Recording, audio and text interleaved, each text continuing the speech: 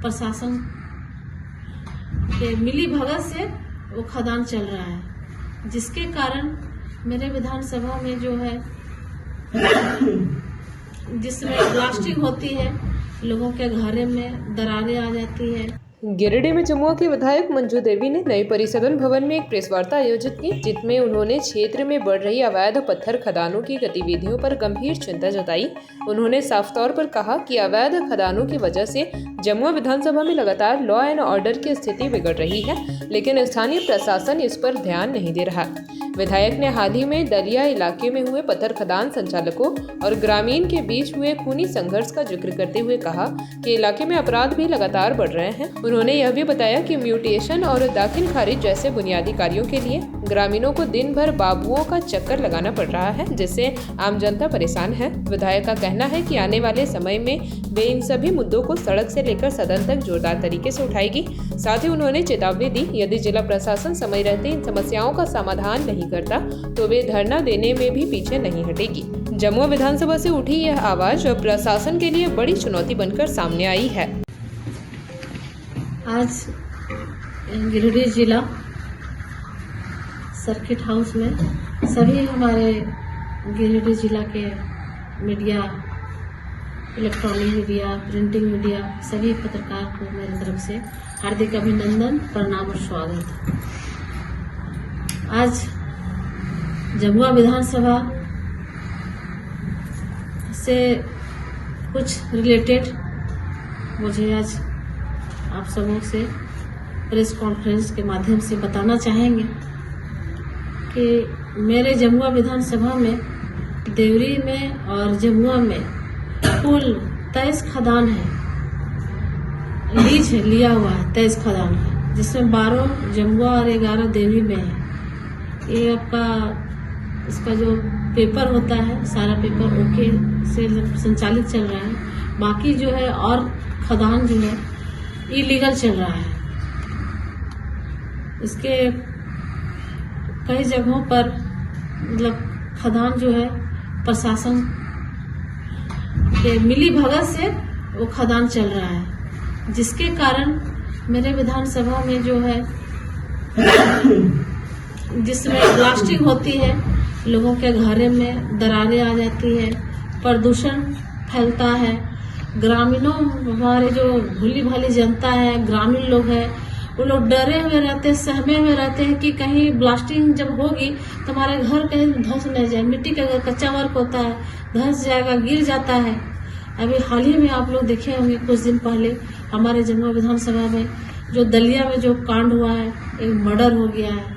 तो इस तरह से घटना आए दिन हमारे जमुआ विधानसभा में, खास करके जमुआ प्रखंड में इस तरह से लॉ एंड ऑर्डर कहे तो लॉ एंड ऑर्डर जो एकदम खत्म हो चुका है। अभी जमुआ में आपका दशहरा बीता, दशहरा में भी वहाँ काफी झगड़ा हो गया था, उसमें से प्रशासन कुछ नहीं किया। दूसरा में दीपावली में भी इसी तरह से झगड़ा हुआ। तो उसके बाद अभी फिर एक और वहाँ जमुआ अस्पताल में भी झगड़ा हुआ।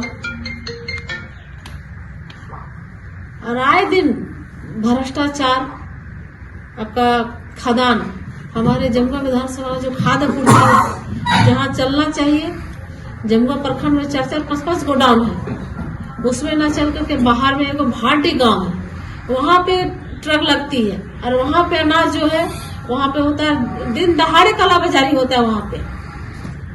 प्रशासन को हमने बहुत बार संज्ञान में दिया, लिखित रूप में भी संज्ञान दिए, लेकिन उस पर अभी तक कोई कार्रवाई नहीं कर रही है। सिर्फ आश्वासन पे आश्वासन दिया जा रहा है।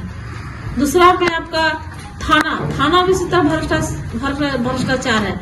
लोगों आए दिन अब देखिए वहाँ पर अभी घटना हो गया, मर्डर भी होता है, हुआ रोज। वहाँ पर आपका जो पुलिस प्रशासन गरीबों को दोहन करता है।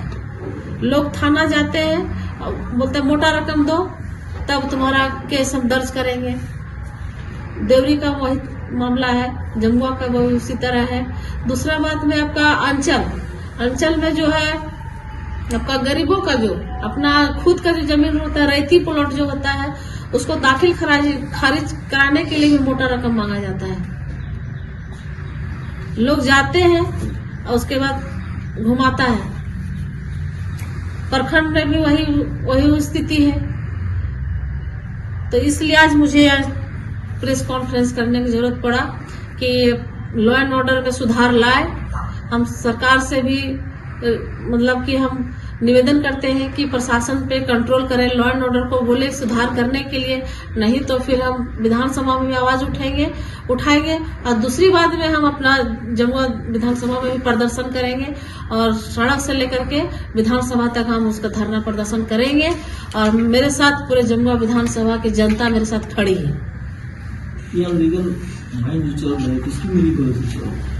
ये प्रशासन की मिलीभगत से चल रही है। इसके लिए हम विधानसभा में हम पिछले बार बजट सेशन में भी हम आवाज उठाए थे कि जितना मेरे विधानसभा में जितना इलीगल माल चल रहा है उसका आप लिस्ट दीजिए और उसको सरकार को भी इससे घाटा हो रही है ना, घाटा हो रही है। यदि आपका जितना लीगल है उतना उसको टैक्स मिल रहा है, जितना माइंस को राजस्व को टैक्स मिल रहा है, जितना इलीगल है उसको तो नहीं मिल रहा है सरकार को टैक्स।